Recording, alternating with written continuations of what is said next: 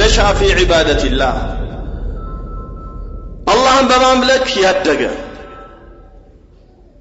في عبادة الله في ظرفيانات الأرض وطانو متاملاكتو بالله أملكوت ውስጥ ያደገ አላህን ሲያመልክ ያንን ተርቢያ አግኝቶ ያደገ ወጣት وشاب نشأ في عبادة الله وقت الشباب የወጣትነት እድሜ ወርቃማ እድሜ ነው ትልቅ ኒዕማ ነው አላህ ያንን ወቅት አቅል ሰጥቶት ተረጋግቶ ያለፈው ወጣት ያንን እድሜ ተጠቅሞበት ያለፈው ወጣት وقت الشباب نعمة عظيمة ትልቅ የሆነ ጸጋ ነው وقت الشباب وقت القوة وقت النشاط ኃይል የተሞላ ወቅት ነው ብርታት ያለበት ወቅት ነው بين مرحلتين الضعفين دكما بهونوت بولتو مرحلة مهال يلا وقت بولتو مرحلة وقت الطفولة ووقت الشيخوخة يسأل النترمي يلا دكما يونا كولاجوش دقاف يميفلق بات وقت الشيخوخة يرجلنا دمو دمي يلا كالجوج ارداتا ميفلق بات የደካማነት እድሜ በእነዚህ ሁለቱ መሃል ላይ ወጣትነት እድሜ ያለው الله الذي خلقكم من ضعف ثم جعل من بعد ضعف قوة ثم جعل من بعد قوة ضعفا وشيبا يخلق ما يشاء الله سبحانه وتعالى ደካማ አድርጎ ፈጠራቸዋል من ماء مهين ከደካማ ውሃ ከዛም ያ ወቅት الطفولة የጻንነት የጨቅላነት እድሜ አለ ثم يكبر ያድጋል ያ ልጅ ይበረታል ይጠነክራል سيأتي مرحلة القوة በኃይል የተሞላው እድሜ ላይ ይደርሳል وقت القوة ከዛ ደግሞ يزداد في النقص ወደ ጉድለት ወደ እርጅና ወደ ድካም አጥንቱም እየሳሳ ይመጣል አቅሉም እየደከመ ይመጣል እይታውም መስሚያውም ሁሉ ነገር እየደከመ ይመጣል ያ ከመምጣቱ በፊት ነው ነብዩም አለይሂ ሰላቱ ወሰላም ያስተነቀቁን اغتنم خمسا قبل الخمس ከአምስት ነገር በፊት አምስት ነገር ተጠቀም ከነዚህ ውስጥ شبابك قبل هرمك ወጣትነትን ጠብቅ ከማርጀትህ በፊት ትጸጸትበታለህ ትቆጭበታለህ ያ ወጣትነት እድሜህን በወጣትነት እድሜ መስራት የሚገባህን ማከማቸት የሚገባህን ሳታከማች ቀርተህ እርጅና በሚመጣ ሰዓት ትጸጸታለህ ለዚህ ነው አቡ العتاهية ያንን ብዙዎቻችን የምናውቀውን ግጥም ያስቀመጠው بكيت على شبابي بدمع عيني فلم تغني البكاء ولا النحيب فيا ليت الشباب يعود يوما فأخبره بما فعل المشيب አለቀስኩኝ እያነባ አለቀስኩኝ የወጣትነትን ጊዜ ያስታወስኩ ይላል لكن فلم تغني البكاء ولا النحيب እንደ ስቅስቅ ብዬ ባለቅስ ባማርር ምንም አይጠቅምም فيا ليت الشباب يعود يوما እንደ አንድ ቀን ወጣትነት ቢመለስና فأخبره بما فعل المشيب እርጅና ምን እንደሰራብኝ እንደው ብነግረው ይላል لكن አይገኝም ያ ወቅት ካለፈ አለፈ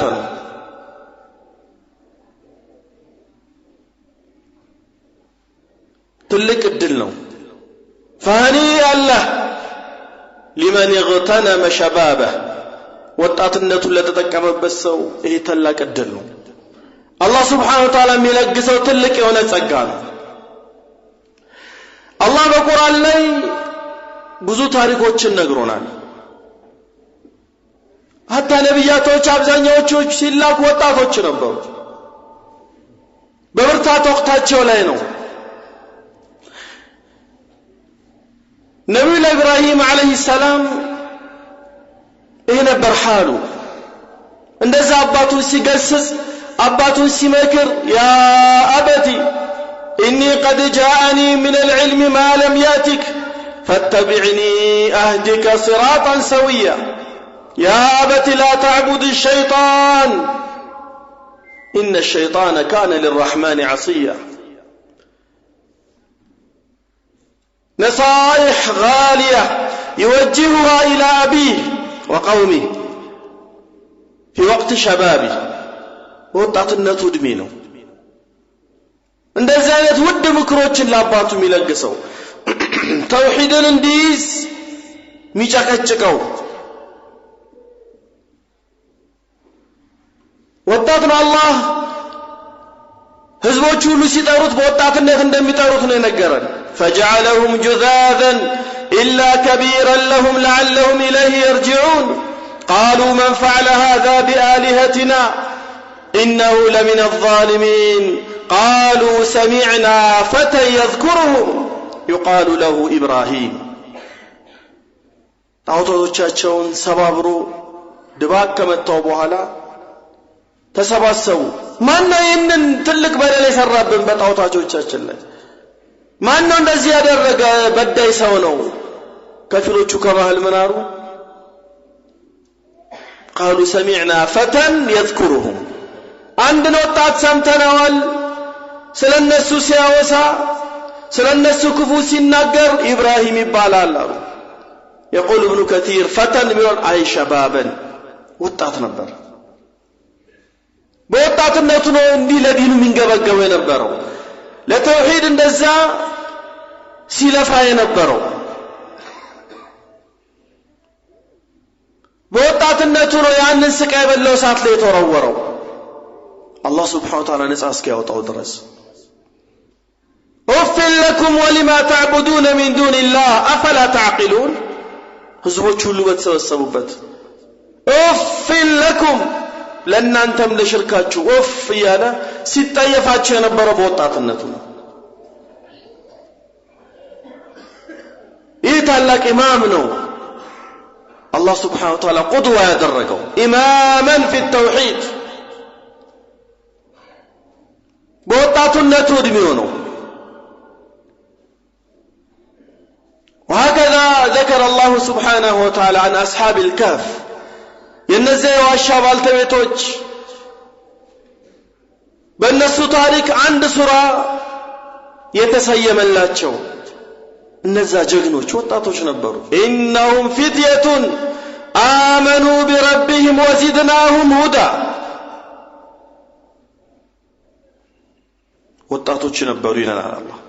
إنهم فتية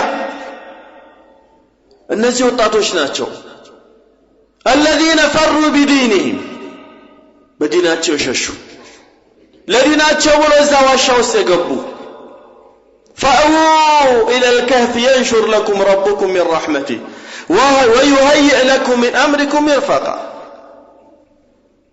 فحفظوا الله فحفظهم الله سبحانه وتعالى الله انطبقوا ከህዝቦቻቸው ሸሹ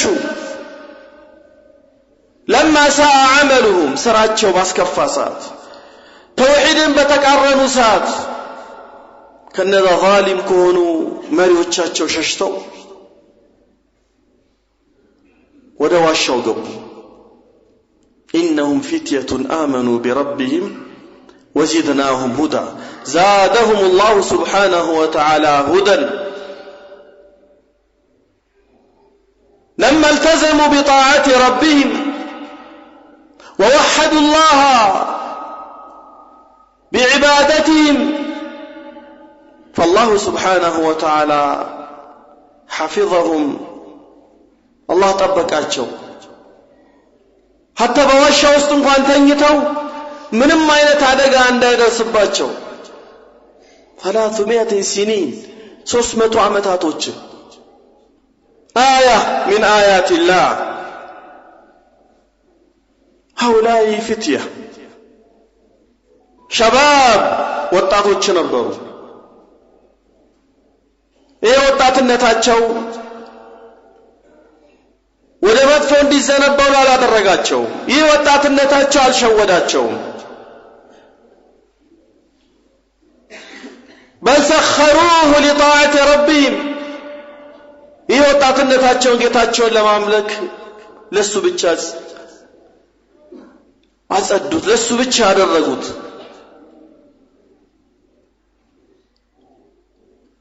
የነብዩ አለይሂ ሰላቱ ወሰላም ባልደረቦች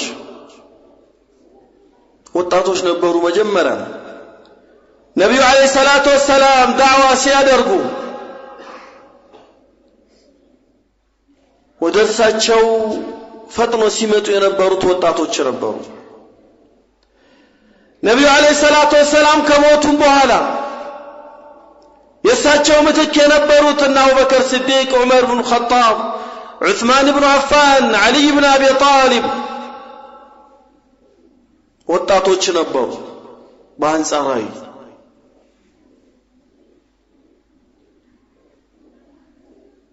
ወረታች ስንወርድ ታቢዒዎች የነበሩበት ሐል በጣም አስተናቂ ነው በወጣትነታቸው የሰሩት ገድል ለእስልምና የዋሉት ትልቅ የሆነ የጀግንነት ገድል በዳዕዋው በዒባዳቸው በጂሃድም በሁሉም መስክ ፊት ነበሩ ወጣትነታቸው አልሸወዳቸው ወደ አልሆነ ነገር እንዲዘነበሩ አላስገደዳቸው بل أقبلوا في طاعة ربهم ጌታቸው ማምለክ ላይ ነው وشاب نشأ في عبادة الله اللهم بماملك ያደገ ወጣት اللهم بماملك ይህ የሆነ ምርጥ የሆነ እድሜውን ያሳለፈ ወጣት ነብዩ አለይሂ ሰላቱ ወሰላም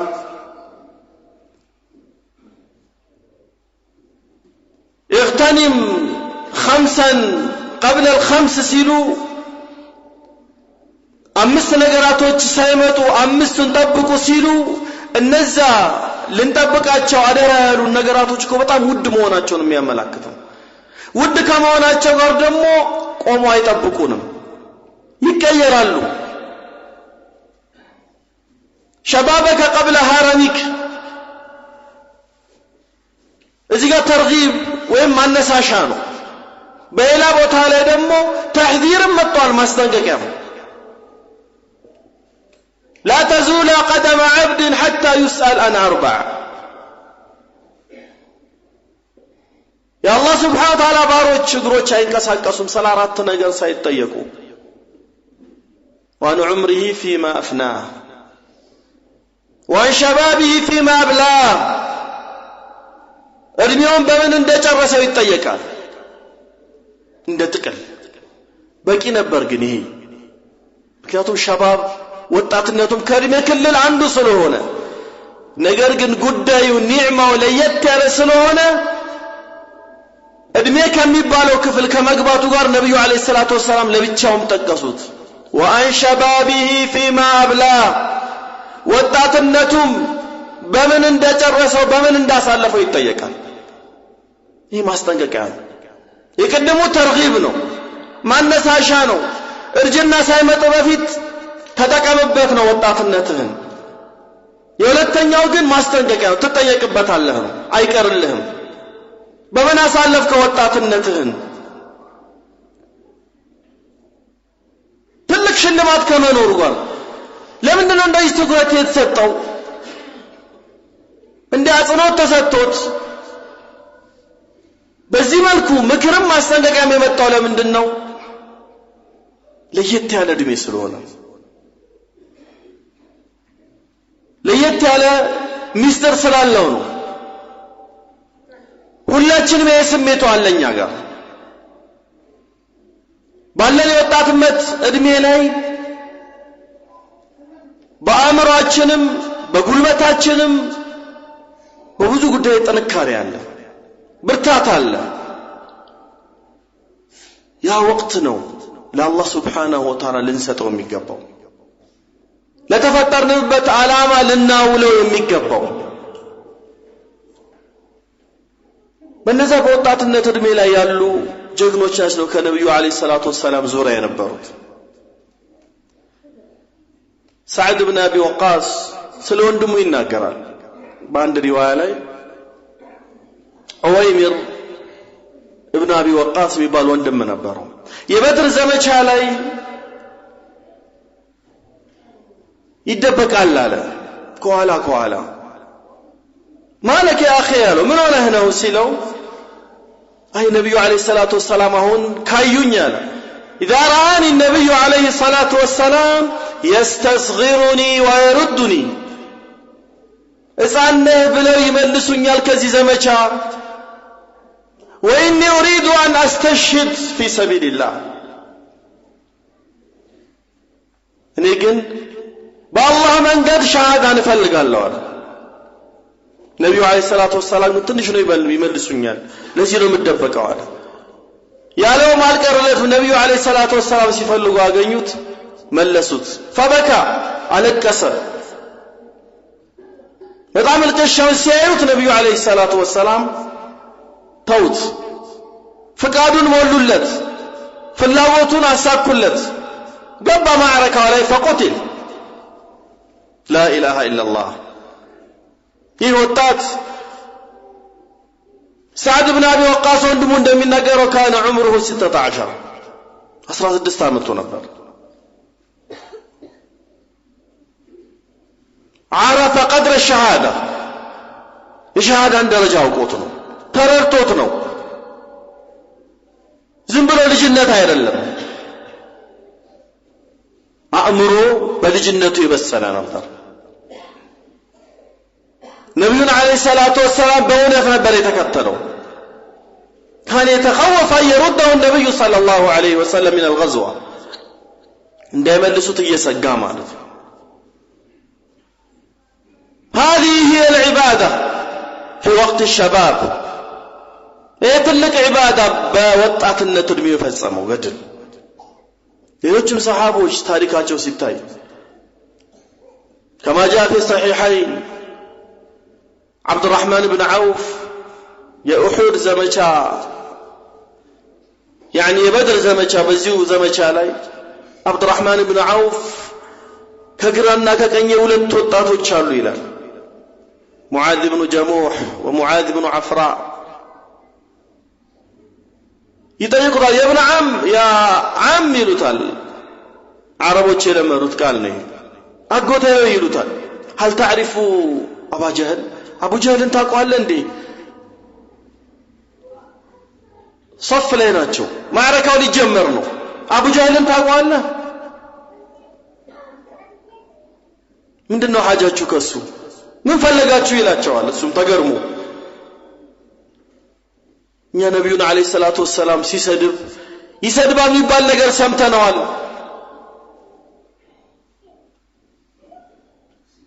ነብዩን አለይሂ ሰላቱ ወሰለም አዛ ሲያደርግ እንደነበረ ሰምተናል ይምላሉ ከዛ ማላቸውን አጠናክረው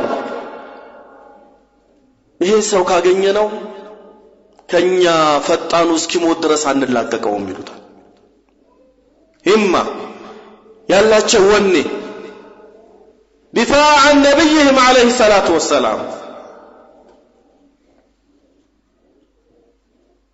معركة تجمرة يا مجرم وديا ودي سيليا يوال عبد الرحمن بن عوف يا سياجوال አጣደፉት ሄደው ጣሉት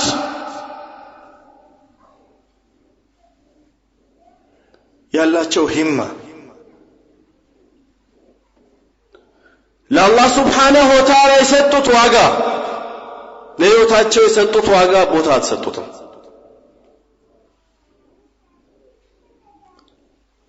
وشاب نشأ في عبادة الله የታላላቅ አይማዎች ዛሬ ኩቱቦቻቸውን የምንቀራ በቀን መጃሊሶች ላይ በተቀመጥን ቁጥር ንግግሮቻቸውን ምናስተላልፍላቸው እነዛ ታላላቅ አይማዎች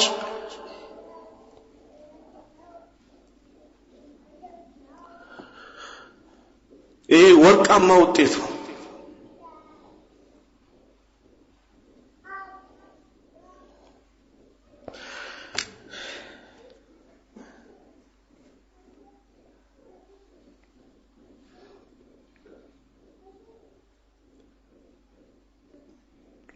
ይሄማ በሞተ ጊዜ ነው።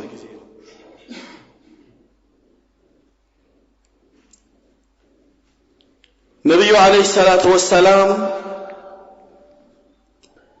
የዚህን ወኔ ደረጃ ያልተረዳ ትውልድ የመጣ ጊዜ ነው ኡማ ወደ ታች የሚያዘቀዝቀው። ለዲኑ ቦታ የሌለው ኡማ በበዛ ጊዜ ከዱንያ ኋላ ብቻ የሚሮጥ ኡማ በበዛ ጊዜ ወጣቱ ከቤቱ ጀምሮ ወላጆቹን ማያከብር ከዲኑ በራቀ ጊዜ ነው። እነዛ ግን አይማዎች ቢዳያቸው ላይ ተቃጥለዋል። من لم تكن بدايته محرقة فلن تكون نهايته مشرقة ጅማሬው ላይ ቃጠሎ ያልበዛበት ያለፋ በወኔ ያልተጋ መጨረሻውም አያንጸባርቅም። تخلفت نهايته عن الإشراق አያንጸባርቅም።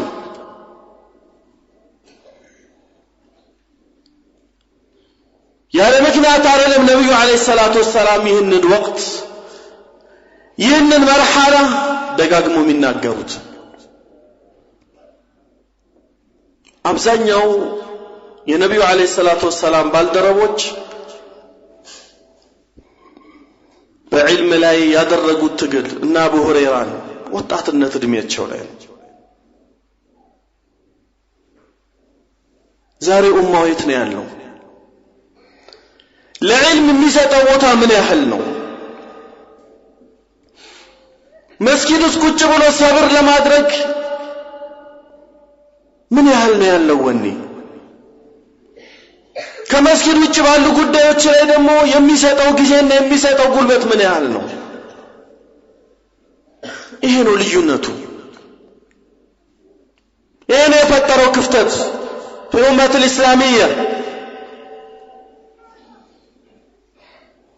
ላልተገባ ነገር የሚሰጠው ወቅት ሰፊ ነው፣ ረጅም ነው፣ አይሰለችም፣ ይታገላል። የዲኑ ጉዳይ ግን ሲመጣ ይሰለቻል፣ ይታክታል፣ ይሰንፋል።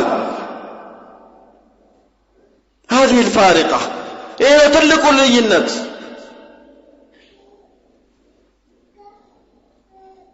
ስንመልከት የታላላቆችን አይማዎች ተርጀማ እነ ሼኽ እስላም ተይሚያ እነ ኢማሙ ሻፊዒ እነ ኢማሙ አህመድ በልጅነታቸው በወጣትነታቸው ምን ነበሩ? كان حافظ يحفظ القرآن وعمره 10 بل أكثرهم أقل من 10 ቁርአን ያፈዙ ነበር የሚለውን ነገር ተርጀማ ላይ የምታገኘው ገና ከልጅነታቸው እድሜያቸው ከ10 ዓመት በታች ነው። ከዛም ያልፍ ጥቂት ነው የምታገኘው። ሹፍ ምን ያህል ዋጋ እንደተሰጣቸው አታ ከወላጆቻቸው ማለት ነው። ከወላጆቻቸው የተሰጣቸው ይህ ትልቅ ይሆናል። ያለ ምክንያት እኮ አይደለም ከነዛ ከሰባት ሲንፎች የገቡት። ባረከላሁ ፊኩም وشاب نشأ في عبادة الله في عبادة الله الله بمملك ሩጫ ወደ መስጊድ ነው፣ ሩጫ ወደ ዒልም ነው። የአላህን ውዴታ ይሻል ይህ ወጣት። እንዴት ታዲያ የዛን ቀን ከነዛ ሙጅሪሞች ከሱ አኳያም ሆኖ በወንጀል ተጨማልቀው የሄዱ ሰዎች ጋር እኩል ይሆናል?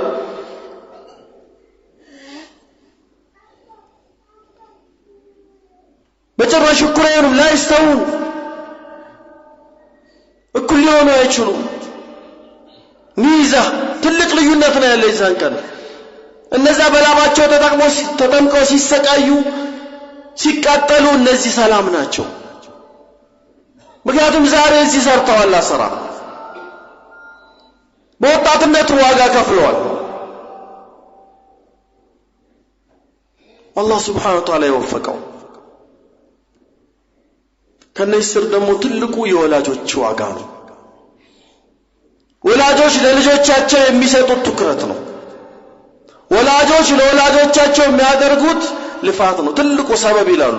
ለዚህ ደረጃ ለመድረስ ወጣቶች በወጣትነታቸው አላህን በማምለክ ላይ ሳቢት ጽኑ እንዲሆኑ ከሚያደርጋቸው ሰበቦች ውስጥ የመጀመሪያ የሚጠቅሱት አን يرزقه الله سبحانه وتعالى والدين صالحين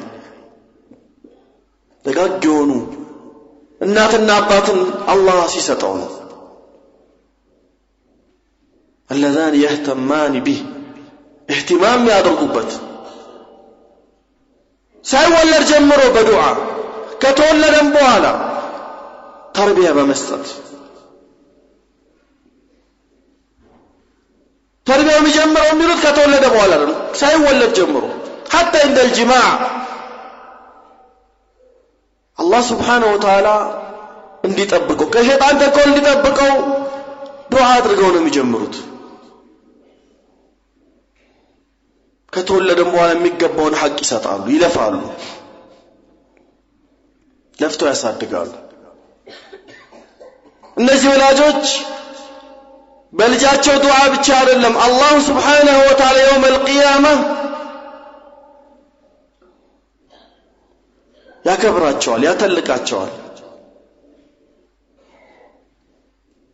በዱንያ የማይለካ አልባሳቶችን ያለብሳቸዋል። ቢመኩሲና هذا እስኪሉ ድረስ በምን ምክንያት የሁሉ ሽልማት የሁሉ ክብር የሁሉ ማዕረግ بأخذ ولدكم القرآن ልጃችሁ ቁርአንን ስለያዘ በቁርአን ስለኖረ ቁርአንን ስለሐፈዘ ትልቅ የሆነ አስደናቂ ሽልማት ማንንም የማያገኘው። እነዚህ ወላጆች ተንከባክበው ያሳደጉት ወጣት የዲኑም ድርዕ ነው። أولا علميا يدافع عن دينه كدينه يتاجلال لدينه يلفال دينه يخدمال በሁሉ ነገር ላይ ያለውን ነገር ሁሉ ይሰጣል። ምክንያቱም ተርቢያ ይዞ ነው ስላደገ። ዝም ብሎ አንዘላዝላ ያሳድጉትም ተወልደዋል በእድል ደግ የሚለው የተበላሸ አባባልን አይከተሉም። ወልደውታል፣ ኃላፊነት አለባቸው፣ ያሳድጉታል። ተገቢውን ሰውነቱን ስለማወፈርና ስለማፋፋት አይደለም የሚጨነቁት፣ ልቡን ነው። ልቡን በእውቀት በኢማን ነው የሚያፋፉት። አካሉ ስለወፈረ አይደለም እነሱ የሚጠቅማቸው የውመል ቂያማ ራሱን የቻለ ነው። ይሄ ዋናው ግን ልቡን ይሞሉታል በኢማን በአላህ ፍቅር በነብዩ አለይሂ ሰላቱ ወሰላም ሱና ፍቅር ይሞሉታል። ከልጅነቱ ጀምሮ በአበላሉም በአጠጣጡም ባለባበሱም ባካሄዱም ባሳሳቁም ተርቢያ ይሰጡታል፣ ያስተምሩታል። يدفعون به الى المدارس العلميه እውቀቱ ለሚያገኝበት መሳሪያውን ለሚታጠቅበት መዳሪሶች ይልኩታል። እውነተኛ መሳሪያ ነው ዒልም። ለዚህ ነው ነብዩ አለይሂ ሰላቱ ወሰላም ለዑመር ኢብኑ አቢ ሰለማ ቤታቸው ውስጥ ነው የሚያድገው የአቡ ሰለማ ልጅ አብሮ ሲበላ كانت يدي تطيش في الصحفه ይላል እጄ እዛም ትነካ ነበር። የልጅ ባህሪ ነው። በአንድ ማዕድ ላይ ቀርበው እዛም ሲነካ አይ ልጅ ነው ተውት አይባልም። ተርቢያ ተሰጠዋለህ፣ ተደጋግምለታለህ። በአንድ ቀን ላይ ያስተካክል ይችላል። አትሰለችም። ያ ጉላም ሰሚላህ ወኩል ቢየሚኒክ ወኩል ሚማ የሊክ። አንተ ልጅ ሆይ ያሉት ሰሚላህ ቢስሚላህ በል ስትጀምር፣ ወኩል ቢየሚኒክ በቀኝ እጅህ ብላ፣ ወኩል ሚማ የሊክ አንተን ከሚቀርብ አጠገብህ ካለህ ብላ። ምን ይላል ዑመር ብን አቢ ሰለማ? ፈማ ዛለት ትልከ ጥዕመቲ ያበላል ስርዓቴ ይህ ከመሆን ከዛ በኋላ እድሜን ሙሉ አልተወገደም ይላል። ተርቢየቱ ነበውያ ነቢያዊ ተርቢያ። ይህንን ነቢያዊ ተርቢያ እኮ ነው ለልጆቻችን መስጠት ያለብን። ልጅ ነው እያልን ምን ተወው ከሆነማ ትልቅም ሆኖ ልጅ ይሆንብናል፣ ይሞኛሞኝብናል። ከልጅነቱ ነው የሚሰጠው። ችግኝ እዛው ችግኝነቱ ላይ ያለ ካልተንከባከብኩ ከጣመመ በኋላ ዛፍ ሲሆን ተሰብረዋለህ እንጂ አታስተካክለው። በችግኝነቱ ግን ታስተካክለዋለህ። ሁሉም ወቅት አለው። በአልባሳቶቻቸውም በሚለብሱት አለባበስ ትክክለኛ እስላማዊ ልብስ እንዲለብሱ ካላደረግናቸው ካደገ በኋላ የፋራ ልብስ ነው ይልሃል ሲልክ። ለምን غزوة فكرية በስቷል። በአሁን ሰዓት ያስተሳሰብ ጦርነት ዘመቻ ኮፍ ተዘምቶብናል። እንንቃ ያዩአል ሙስሊሙን መንቃት አለብን። እነሱ ከሚያስፈራሩበት ከትልቁ ከኒውክሌር በላይ እኮ ያስተሳሰብ ጦርነቱ ነው እያዳሸቀ ያለው ሙስሊሞች ተሸውደዋል። የጃሂልያን አስተሳሰብ ጃሂልያን ባለማወቅ የተነሳ እየገባንበት ነው ያለው። ዑመር ብን ኸጣብ ረዲየላሁ ተዓላ ዐንሁ እንዳለው تنقض عروة الإسلام عروة عروة إذا نشأ في الإسلام من لا يعرف الجاهلية. يسلمنا قبل عندان እየተበተነ ይሄዳል። በእስልምና ትውልድ ውስጥ ጃሂልያን የማያውቅ ህዝብ ባደገ ቁጥር ሸርን አያውቁትም። ሸሩ ኸይር እየመሰላቸው ይገቡታል። ለምንድነው? አብዛኛው ጥሪ ሸርን ኸይር ያስመሰሉ ስለሚናገሩ። ኢብሊስ عليه لعنة الله አባታችንን አደም እናታችንን ሐዋ ከጀሃነም እኮ ሲዶላቸው ወይም ደግሞ ከጀነት ሲያስወጣቸው እየማለላቸው ነው። ናሲህ ሆኖ ነው። وقاسمهما إني لكما لمن الناصحين እኔ ለእናንተ መካሪ ነኝ ለእናንተ ካለኝ ውዴታ እኮ እያለ ነው። ዛሬ ምዕራባውያን እኮ በየሰዓቱ በየደቂቃው ሲለፍፉልን እስልምናን ባወቅነውም ይሁን ባላወቅነው መልኩ በተረዳነውም ይሁን ባልተረዳነው መልኩ ከእስልምና እያራቁን ያሉት እያበላሹን ያሉት አእምሮአችንን እየሸወዱን ያሉት ያሰቡልን እየመሰሉ።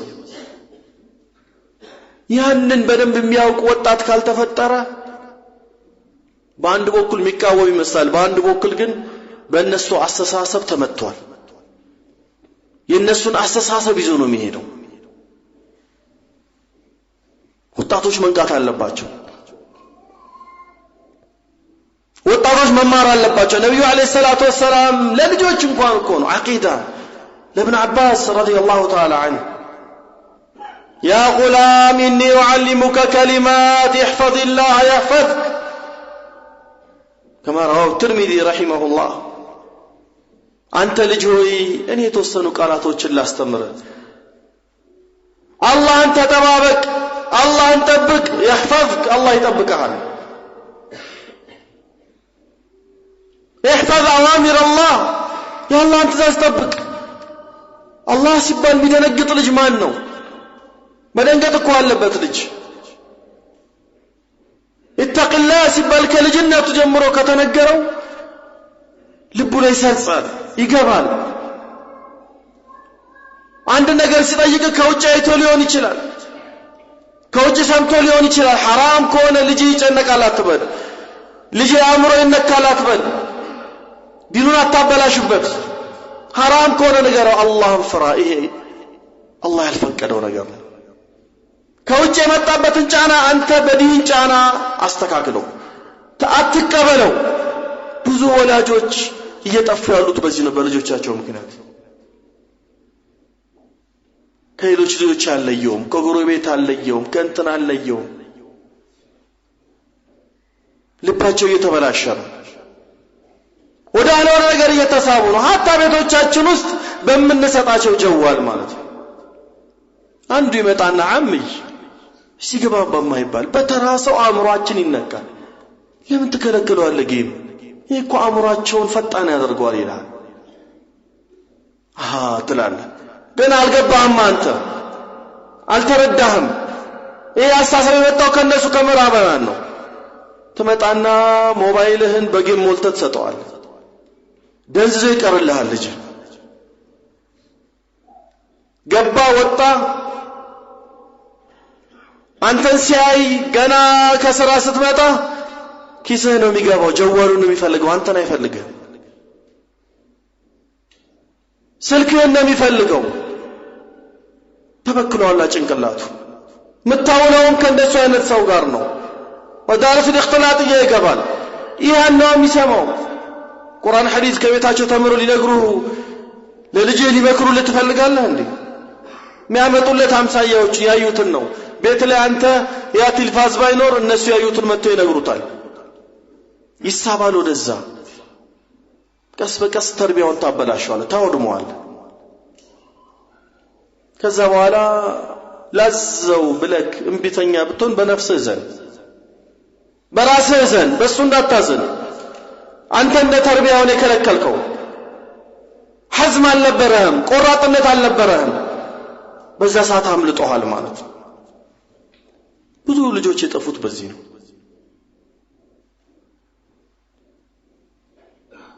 ደጎላጆችን ማግኘት ትልቅ ኒዕማ ነው ለልጆቻችን ዋጋ መክፈል አለብን መልፋት አለብን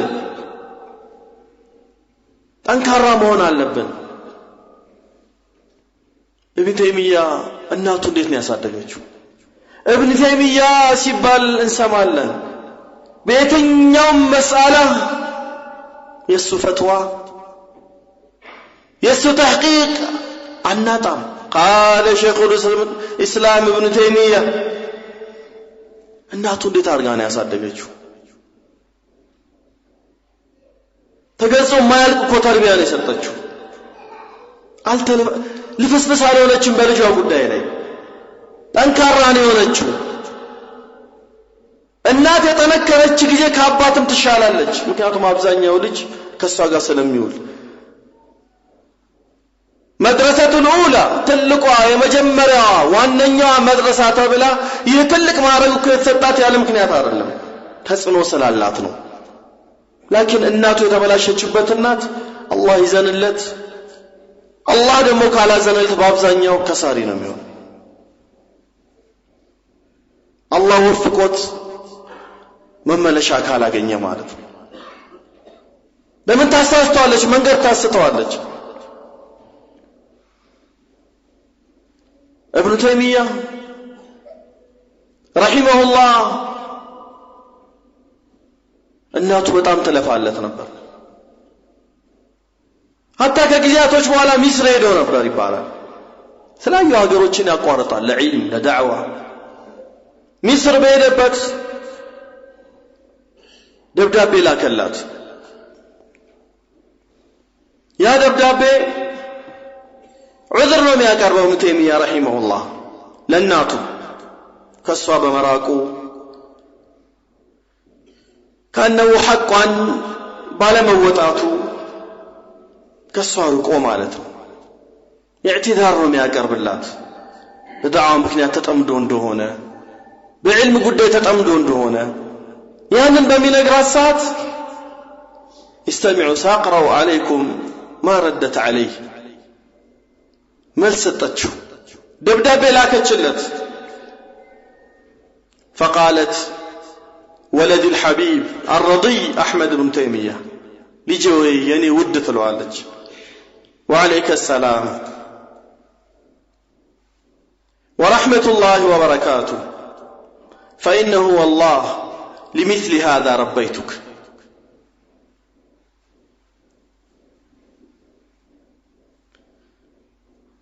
ልጄ ሆይ ትለዋለች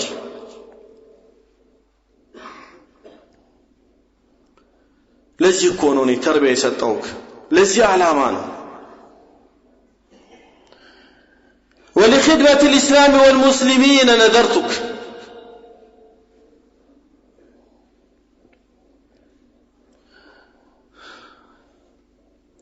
እስልምናን እንድትካድም ነው ትለዋለች ስለተም ለሱ ነበር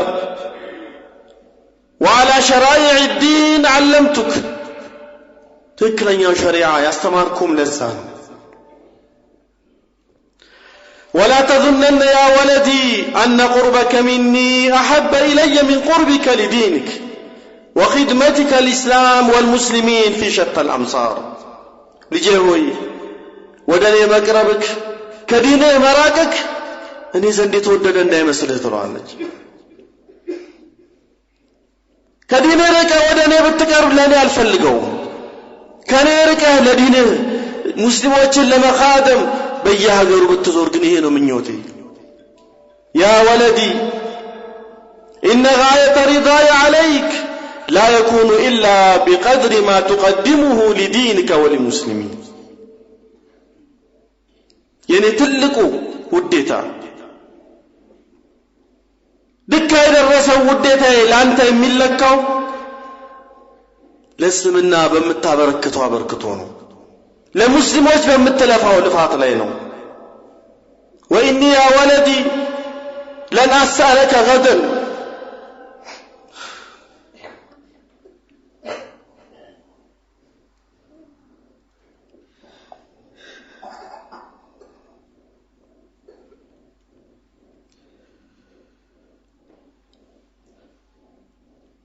ልጄ ሆይ ትለዋለች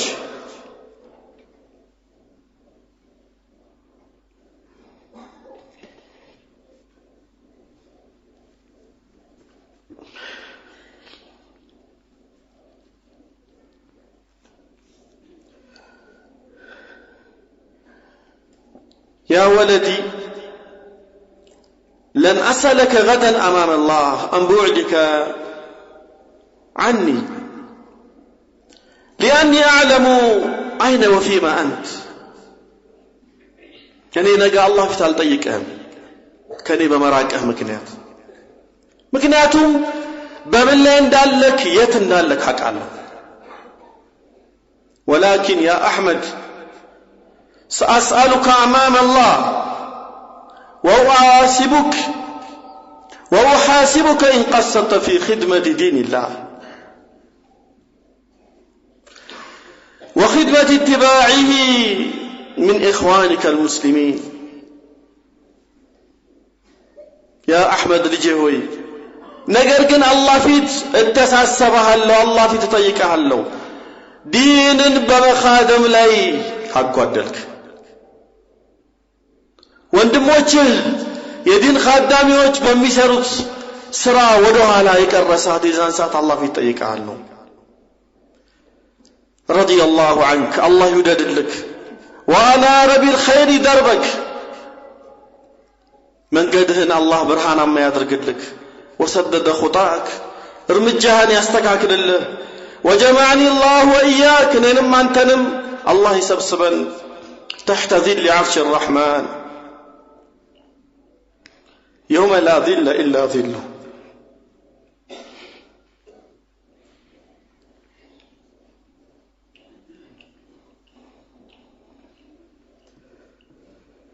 هؤلاء الأمهات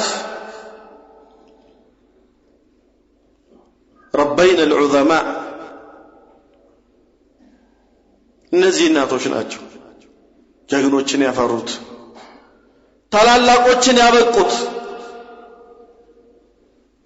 እንዲሁ በባዶ የሚመጣ ነገር የለም ልፋት ይጠይቃል በአሁን ትውልድ ያሉ እናቶች ምን አይነት ናቸው ወደ ምንድነው የሚያዘነብሉት ምንድነው ከልጆቻቸው ማግኘት የሚፈልጉት إنها الدنيا ናት الفانية الغرارة شوايونة الدنيا الجهاد قويت أورنيال تنش وددينو كازن بلبات تقوى لك يا الحديث الجنة تحت أقدام الأمهات لو أنها تصفر الروالج እኔን ኻድመኝ ዲን እያልክ ከኔ አትሽሽ ትለዋለች ልቡን ተሰብረዋለች ሞራሉን ትነካዋለች ታሽመደምደዋለች እንዴት ነው ወጣት የሚያድገው አባቱም ቸላተኛ ሆኖ እንዴት ነው ወጣት ብቁም የሆነው ለዲኑ የሚጨነቀው ለራሱም የሆነው መቼ ነው እዚህ ዋናው የወላጆች ኃላፊነት ነው እዚህ ጋር ይሄንን ኃላፊነታቸውን ሊወጡ ይገባል ከነፍሴ ጀምሮ ልጆች አሉን 1 2 3 4 እንቆጥራቸዋለን የትኞቹን ያዘጋጀናቸው ስንቶቹን ያበቃናቸው ለይል ወነሃረን ስለነሱ ምንጨነቅላቸው ስለ ተርቢያቸው ምናስብላቸው ስንቶች ወላጆች ነን እንሰማለን ታሪክ ሰሃቦች ሪድዋኑላሂ ተዓላ ዐለይሂም حتى በረመዳን ልጆቻቸው እንዲጾሙ መጫወቻ እየሰጡ ተርቢያ ይሰጣሉ ይባላል ብዙዎቻችንን ሰማዋለን ላኪን ቤታችን ውስጥ ያመጣነው ስንቶቻችን ነን ማምቶ የሚቀርም ይመስለን ስንቶቻችን ነን ልጆቻችን 9 10 11 12 ደርሶ አይቆይ ብሉግ አልደረሰም ይያልን ስናበላው ምናወል ስንቶቻችን ነን አልፈስፈሰን እናሳድጋቸዋለን ከዛ በኋላ እንዴት ቀና ይላሉ እንዴት ጠንካራ ይሆናሉ አይሆኑም ለውሙ ደግሞ መልሶ ወደኛ ወደ ራሳችን ነው የሚመጣው እንጠንቀቅ በልጆቻችን ላይ አላህ ፊት ያቆሙናል ይጠይቁናል በተርቢያቸው ባጓደልን ቁጥር ይከሱናል እናስብላቸው ልጆቻችን መስጊድ ሂድ ማለት ብቻ አይደለም ወስደን አጠገባችን እናስቀምጣቸው ወስደን አጠገባችን ቁጭ አድርገን ተርቢያ እንስጣቸው አታ ዒልም ቦታ ላይ መስጊድ ሄደዋል አይደለም መስጊድ ሄደው ስንት ይበላሻል ያልሆነ ጓደኛ ቁጭ ብሎ ናም መስጊድ ተርቢያ የሚሰጥበት ቦታ ነው ሰዎች ልጆቻቸውን እነጻ የሚያካሂዱበት ቦታ ነው ልጆችም ለወላጆቻቸው መልካም መዋልን የሚለምዱበት ቦታ ነው ነገር ግን እኛ ተከታተልናቸው እኛ አጠገባቸው ከሆንን ነው ከቤት ከወጡ የት ነው የሚሄዱት መጠየቅ መከታተል አለብን ካመለጡ በኋላ ልፋት ነው የሚሆንብን መጀመሪያ ነው ከመጀመሪያ ጀምሮ መያዝ አለብን والله ታላላቆችን ያፈሩት ታላላቅ እናቶች ናቸው ታላላቅ አባቶች ናቸው እንዲሁ ዝም ብሎ በዋዛ የሚመጣ ነገር የለም ልፋት ይጠይቃል ነብዩ አለይሂ ሰላቱ ወሰላም ቅድም በተቀስኩት ሐዲስ ላይ ኢብኑ አባስን በዛ ልጅን ለጋ ሆኖ ተውሂድን ሲያስተምሩት اذا سالت فاسال الله واذا استعنت فاستعن بالله توحيد كون عقيده ነው የሚያስተምሩት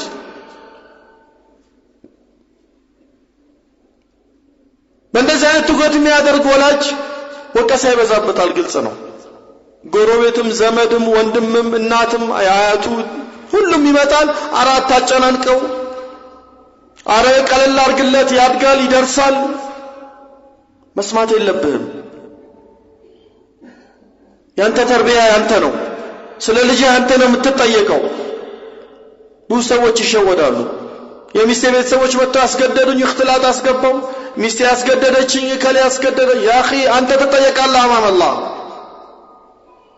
አላህ ቢት አንተ ተጠየቃለህ በአንተ ልጅ የሚያገባው ማንንም የለም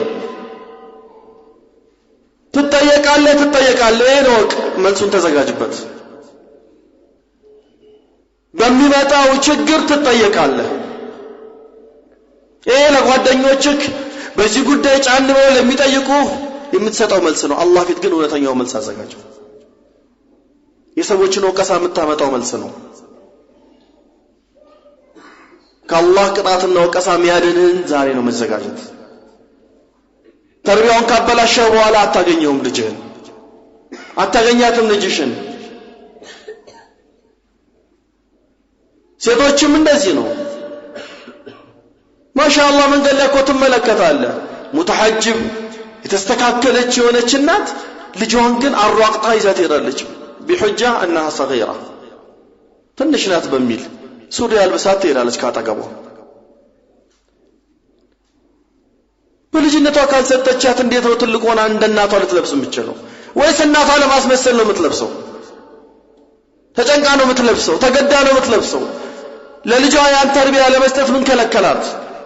በሙሉ እንኳን ባታሸፋፍናት ልጅ ሆና ትክክለኛ ሒጃብን ቀሚስን አልብሳ ማውጣት እኮ አለባት። ይሄ ሁሉ ከየት ነው የመጣው? ቅድም እንዳልኳችሁ የምዕራባውያን ያስተሳሰብ ዘመቻ ዘልቆ ገብቷል መሃላችን፣ ተንሰራፍቷል። ይህንን ማስወጣት ግድ ይላል። ምናስወጣው ደግሞ በዕልም ነው፣ በዕልም ነው፣ በወኔ ብቻ አይደለም። ዲናችንን ጠንቅቀን ስናውቅ፣ ጃሂልያን ጠንቅቀን ስናውቅ ጃሂልያን ከውስጣችን እናወጣዋለን። ጃሂልያን ካላወቅነው ግን ጃሂልያው ራሱ መልካም ይመስለናል፣ ስልጣኔ ይመስለናል። ቅድም እንደጠቀስኩት ብዙ ነገራቶች ይበላሻሉ ስልጣኔ እየመሰለን። في أندلس እናውቃለን። አንደሉስ ሲባል በብዙ ዑለማዎች ንስባ ወይም ደግሞ ወደዛ ሲጠጉ አንደሉሲ ሲባል እንሰማለን። ያውኑቷ የስፔን ግዛት ነው። ሙስሊሞች ከ800 ዓመት በላይ ያስተዳደሯት ሀገር ናት። አሁን የሙስሊም ወጣትን ወይም ማንኛውም ሰው ስፔን ብትለው ስለ እስልምና ትዝ የሚለው ነገር የለም፣ አያውቀውም፣ ታሪኩን አይገነዘበውም። ስፔን ሲባል ሙምኪን ትዝ የሚለው በአሁን ሰዓት ያለ ወጣት የኳስ ተጫዋቾች ስም ነው። ከሌ ይልሃል። ወይላ የሙስሊም ሀገር እንደነበረች የሚያውቅ አላህ ያዘንለት ውስን ሰው ነው። ወደ መስጊድ የቀረበ ዒልም ሲከታተል የነበረ በሙናሰባ ይሰማዋል። ወይላ ዛሬ ተፍሲር القرطبي እንላለን። ቁርጡባ የት ነው ያለችው? የስፔን ግዛት ውስጥ እኮ ነው ያለችው። ገርናጣ ይባላል። አኺሩ ደውላ በዚህ አንደሉስ ውስጥ የመጨረሻው የወደቀችው ገርናጣ የምትባል ዛሬ ግራናዳ የምትባለው ሀገር እዛው ስፔን ግዛት ውስጥ ሙስሊሞች ለምንድነው ወድቀው ከ800 ዓመት በላይ ያስተዳደሯትን ሀገር في دولة الأموية በኡመዊዮች ስርወ መንግስት ነበር የተቆጣጠሩት 800 ዓመት 8 ቁሩን በሙስሊሞች ቁጥጥር ውስጥ በሙስሊሞች አስተዳደር ውስጥ ነበረች። شيئا فشيئا እየተበተኑ ዛሬ ያው ሙሉ በሙሉ ተቆጣጥረው ሙስሊሞች አንድ አመት ያልተገዙ ያልኖሩበት ሀገር እስኪመስል ደርሰዋል ዛሬ። هذا بسبب الذنوب በወንጀል ምክንያት እኮ ነው። የሙስሊም ወጣቶች ወኔያቸው ወድቆ ነው ሞተው ነው። ለዚህም አንድ ታሪክ ይወራል።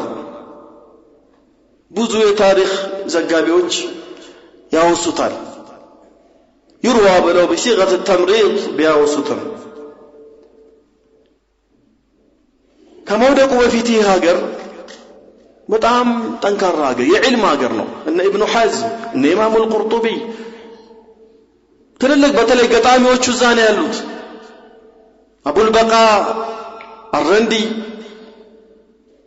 በተለይ አቡል በቃ አረንዲ ኢንሻአላህ በወንድሞቻችን ወይም በእኔም ቢሆን አንድ ቀን ይህን ታሪክ ማየታችን አይቀርም።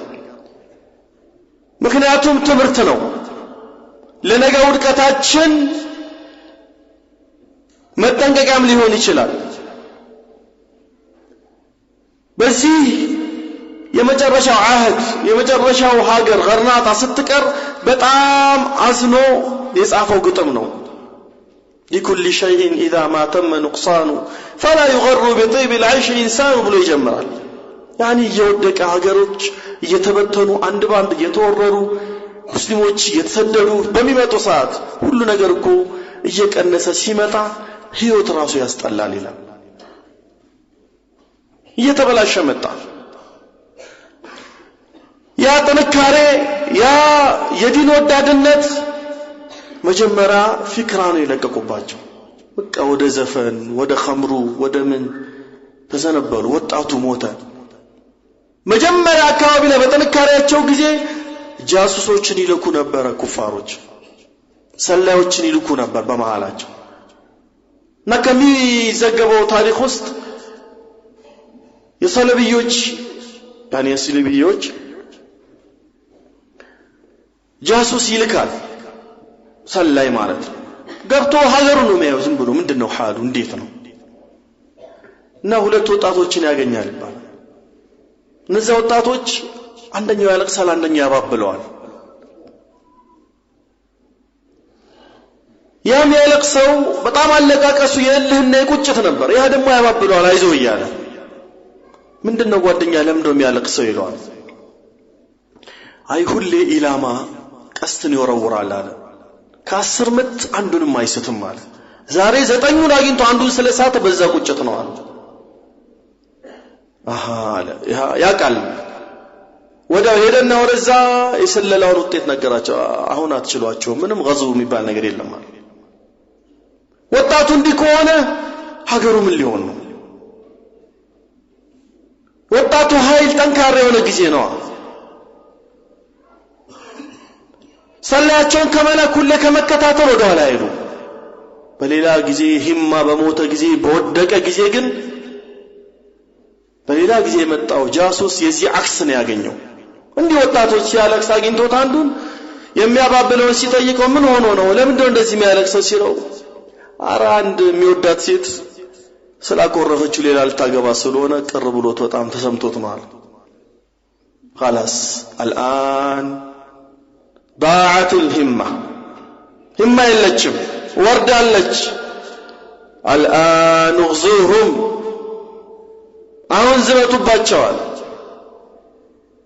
ይህ ኢሻራው ቀላል እንዳይመስለን። ይህ ኢሻራው ቀላል እንዳይመስለን። አንድ መስአላ ነው። ብዙ ጉዳዮች አሉ ለውድቀት ቢዳርጉ። إن الذين يحادون الله ورسوله أولئك في الأذلين كبتوا كما كبت الذين من قبلهم اللهم ملكتنيون يخلفك የበላይነት አትፈልግ። የበታችነት ሁሉ ካንተ ጋር ነው። የአላህን የመልእክተኛው ዲን እየተቃረንክ። ስለዚህ ዋናው ነገር ቤተሰባዊ ተርቢያ ያስፈልጋል። ጠንካራ ሙስሊም እስላማዊ አስተምሮት ያስፈልጋል። ወጣቱን የሚያነቃ ወደ ዒልሙ እንዲመለስ። ዛሬ ስንት ወጣቶች ናቸው እስቲ የምናያቸው በሱስ ተጠምደው ወድቀዋል። ሙስሊሞችን ነው የምናወራው።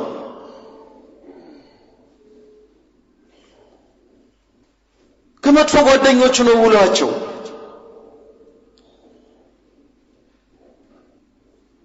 አመለጡን ይባላል። ለምን አመለጡን? ለምን ራሳችንን አንጠይቅም? ምንድነው ተቅሲሩ? ምንድነው ጉድለቱ? ያን ጉድለት ተገኝቶ እኮ መታከም አለበት። አሁን አፍማስ ማጣፈጫ ነው የሆነው፣ ወሬ ነው የሆነው ይሄ ነገር እንጂ ሐቂቃው ላይ ተደርሶ መፍትሄ አይደለም እየተፈለገለት ያለው።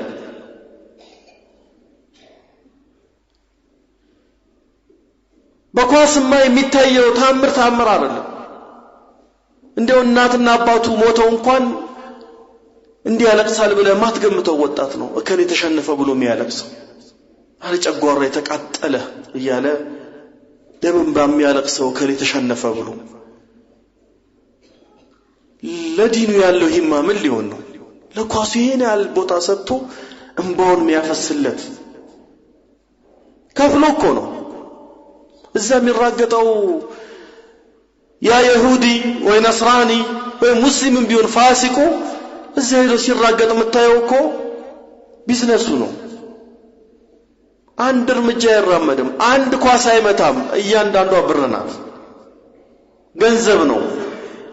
ከዚህ ቁጭ ብሎ ዲሽ ቤት ከፍሎ የሚያየው ሰውዬ ከሱ ብር ድርሻ አለው፣ ያዛ ያለው ልብ በል ድርሻ አለው፣ በተዘዋዋሪ ይደርሰዋል። ምክንያቱም ይሄ ዲሹን የሚያሳየው ሰውዬ ከፍሎ ነው ያንን ፍቃድ የሚያገኘው። ለሱ ፍቃዱን የሰጠውም ከፍሎ ነው። ሄዶ መጨረሻ ላይ ይደርሰዋል። በነፃ አንድ እርምጃ አይራመዱ። እዚህ ግን ዲኑን ጥሎ ስራውን ጥሎ ሁሉ መናውን ጥሎ ይጮሃል። 5 ሳንቲም ይደርሰው ነገር የለም። በል ወጪ ነው የሚያወጣው። በል የሚሞት አለ፣ የሚገደል አለ። በሙስሊሞች ሀገር ላይ ምን ያህል ይሄን ፍክራ እንደነዙበት የቅርብ ጊዜ ትውስታችን ነው። የዓለም ዋንጫ ብለው ባዘጋጁት ዱዓቱል ሙፍሲዲን፣ እነዚህ አበላሽ የሆኑ ዱዓቶች ሙስሊሞችን ወዴት ነው የጠሯቸው? በኳስ ላይ በርቱ እኮ ነው አይደል እንዴ? ከዛ በኋላ በሳዑዲያ ላይም በኢላም ላይ የጣሉት ሹብሃት እንዴት እያነቃነቀ እንደሆነ ሀገሪቷን በአይናችንም ያየነው ነው። በቃ እድገት አድርገው ነው ያዩት። غزوة ፍክርያ የሚባለው ይሄ ነው። ማስተሳሰብ ቀድመው አመን ምነዋቸዋል። የምን ኒውክሌር የምን መሳሪያ ተሽመርምረዋል ቀድመው። ያኮ የሚፈለገው ያ መሳሪያ ጠንከር ላለ አካል ነው፣ አልገፋም ላለ አካል ነው፣ ባስተሳሰብም በምንም። ስለዚህ መንቃት አለብን፣ ዙሪያችንን መመልከት አለብን። ካለበለዚያ አስፈሪ ነው ልጆቻችን ወዴት እንደሚሄዱ። ነብዩ አለይሂ ሰላቱ ወሰላም ወሻብ ነሸአ ፊ ዒባደቲላህ፣ አላህን በማምለክ ውስጥ ያደገ ወጣት ሲሉ በጣም ብዙ ነው፣ ሰፊ ነው ንግግሩ። እንዲሁ በቀላሉ የሚያልቅ አይደለም። አላህ Subhanahu Wa Ta'ala ሰምተው የሚሰሩት ያድርገን። አላህ ሙስሊም ወጣቶች ይጠብቀልን። እኛም የራሳችንን ኃላፊነት ከምር መወጣት አለብን፣ ለነፍሳችንም ለቤተሰቦቻችንም ለልጆቻችንም። اللهم أعز الإسلام والمسلمين وأذل الشرك والمشركين ودمر